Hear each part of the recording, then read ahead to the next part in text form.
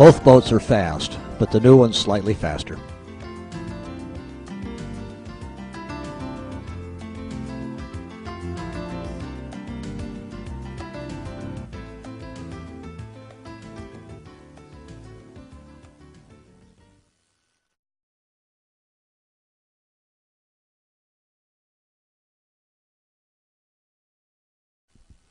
Here's a pair of our MacGregor 65s. These are among the fastest production sailboats ever built.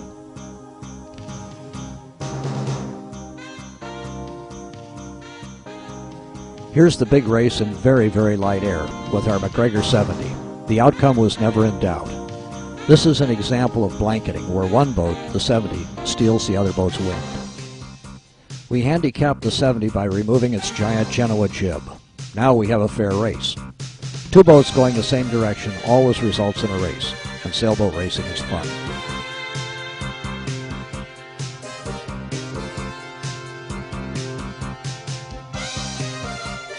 At low speed, you can use both the engine and the sails.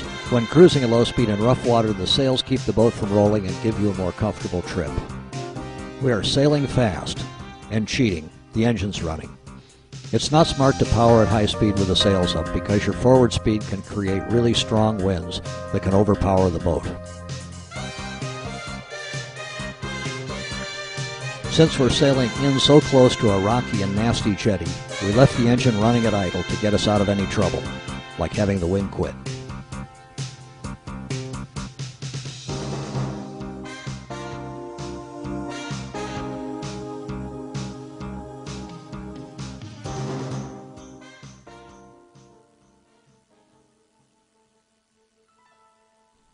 The sails are strapped in tight to lean the boat way over to expose the windward rudder and part of the daggerboard. With the boat heeled over like this, the other rudder's deep in the water and working well. On a boat with just one centerline rudder, if the boat heels over too much, control can be lost.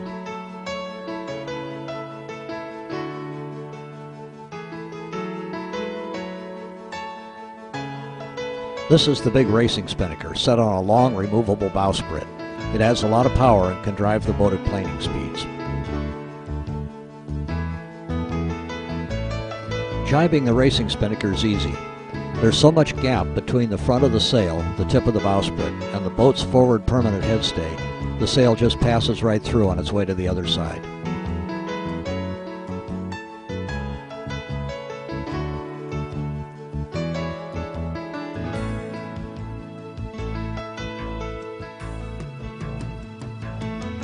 This is the boat sailing close into the wind with the big chute.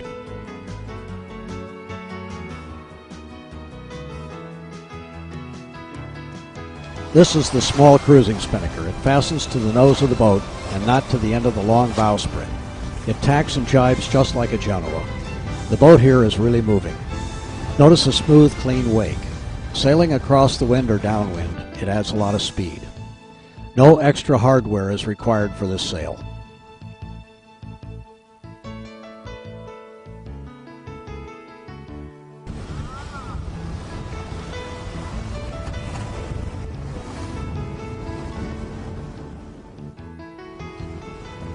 The boat is sailing with just the mainsail. With the rotating catamaran-style mast, the mainsail alone is far more effective than it would be with a conventional mast.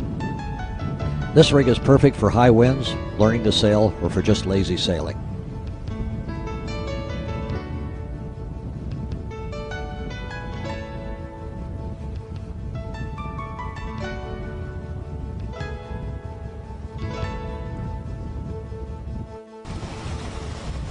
This is where the rotating mast pays off big time. The 26 can easily be tacked with just the mainsail. The mainsail powers up quickly on the new course and the boat's on its way.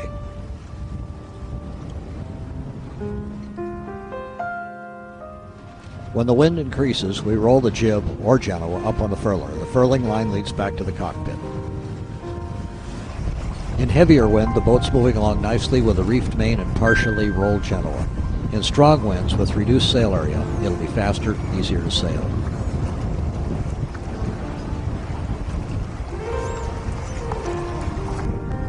This is the reefed main at a nearly full Genoa.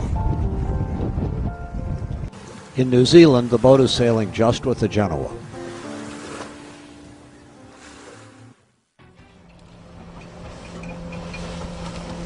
And now we go fast. All this is being done with a light, quiet, and fuel-efficient 50 horsepower outboard motor. We limited the engine to 50 horsepower for a number of reasons. An electric start 50 provides a lot of speed, yet it's light enough so that sailing performance is not compromised. It's about the largest engine that can be started by hand, a nice feature if your battery goes dead.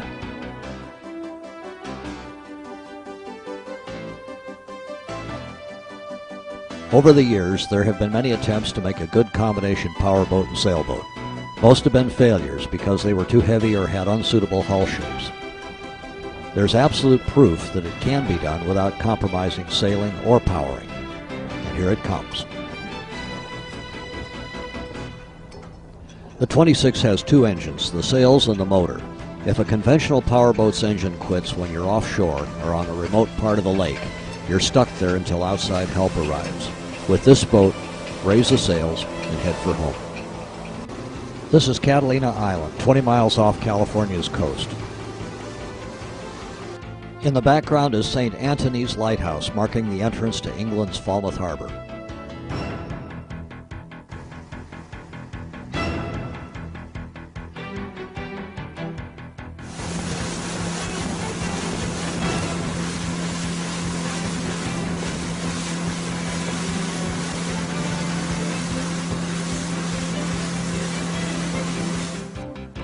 New Zealand again. And back to Catalina.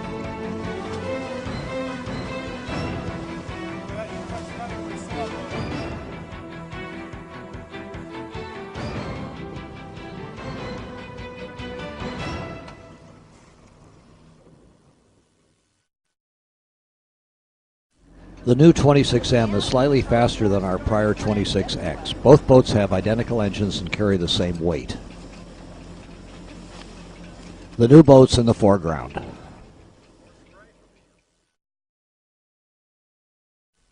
This is a drag race. The older boat jumps up on a plane a bit more quickly, but the newer boat slowly pulls ahead.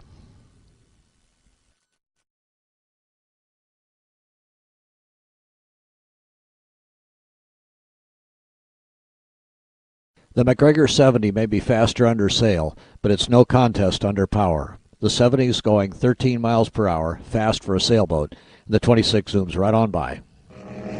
The 26 is not as fast as this one.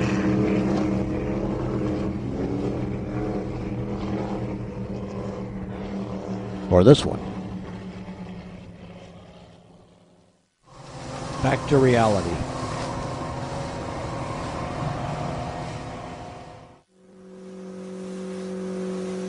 And now for water skiing.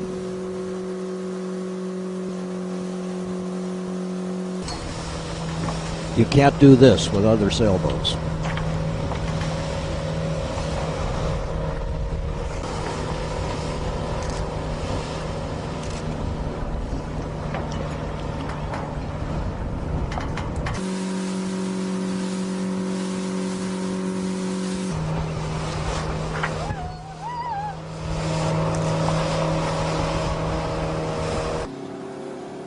Sometimes launches go well, and sometimes they don't. A single ski works pretty well, as does a wakeboard. The boarding ladder makes getting in and out easy.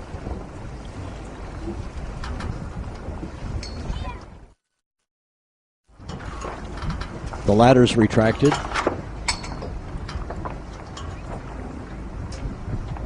And the captain's seat is closed. You can drag the kids around on just about anything.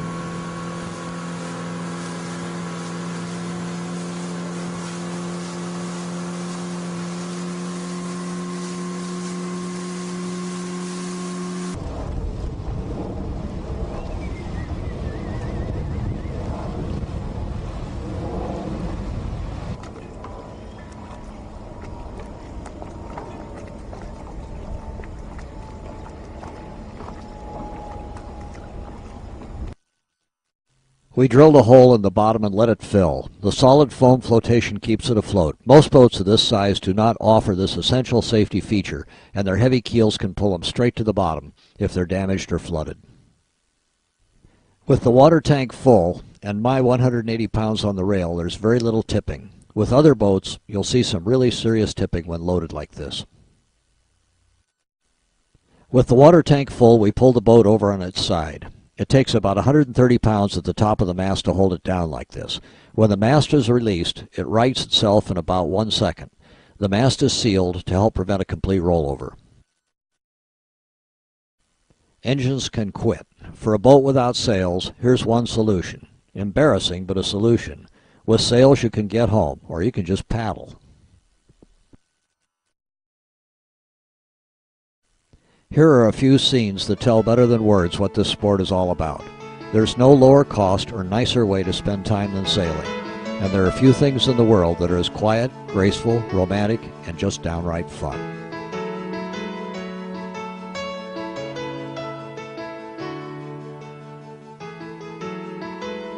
There's a lot of interesting stuff on the oceans and waterways.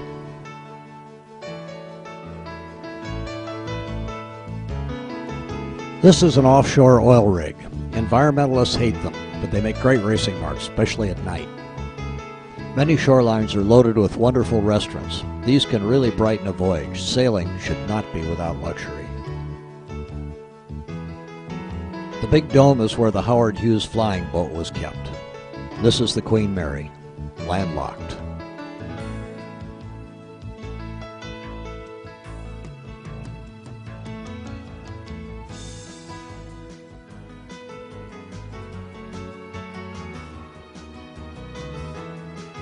There are thousands of quiet coves, anchorages, and secluded waterways. You can get away from the crowds. The boat's a great camper. Stay here overnight. Better yet, anchor on this pretty lake near Yellowstone in Idaho. Anchor it here as long as you want, for free. Launch it at this ramp for $2 and play on the boat forever.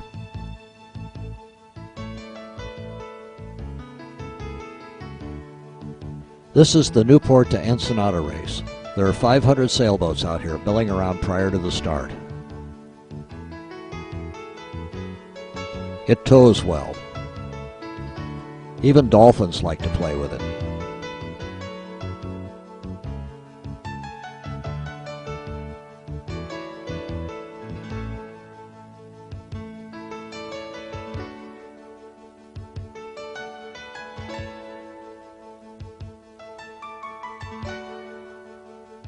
We go for a sail and come back to this, taking over the dock.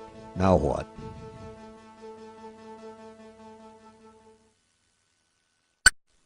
This is the Lynx, a replica of an 18th century revenue cutter.